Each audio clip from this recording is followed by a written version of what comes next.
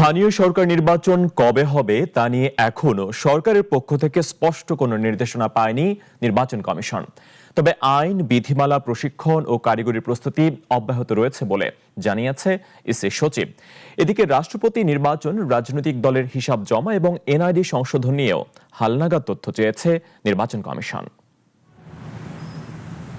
স্থানীয় সরকার নির্বাচন নিয়ে এখনো সরকারের কাছ থেকে কোনো সুস্পষ্ট নির্দেশনা পায়নি নির্বাচন কমিশন। তাই ভোটার হওয়ার সময়সীমা পরিবর্তন হবে কিনা সেটিও এখনই নিশ্চিত করে বলা যাচ্ছে না। সোমবার নির্বাচন ভবনে সাংবাদিকদের এই তথ্য জানান ইসির সিনিয়র সচিব আক্তার আহমেদ। নন রেসপন্সিভ হচ্ছে 8টা দল।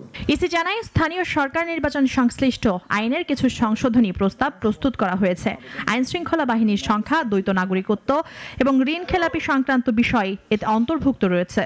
দুই নির্বাচন কমিশনার দেশে ফিরলেই প্রস্তাব স্থানীয় সরকার বিভাগে পাঠানো হবে। যেহেতু সুস্পষ্টভাবে আমার কাছে কোনো তথ্য নেই, সেজন্য আমার মনে হয় যে ব্যাপারে আমার না বলাটাই সমীচীন। স্থানীয় সরকার নির্বাচনের সম্পর্কে সুস্পষ্টভাবে আমাদের কাছে কোনো নির্দেশনা নাই। তাহলে 31শে জুলাইয়ের ভোটার তালিকার যে কাট অফ পয়েন্ট, এটা পরিবর্তন হতে পারে বা নাও হতে পারে। এটা পরবর্তীতে কমিশনে যেভাবে আলোচনা করা হবে সেটা। অক্টোবরে নির্বাচন আয়োজন সম্ভব কিনা এই প্রশ্নের জবাবে ইসি বলছে, একটি নির্বাচন আয়োজনের জন্য অন্তত 3 মাসের প্রস্তুতি প্রয়োজন।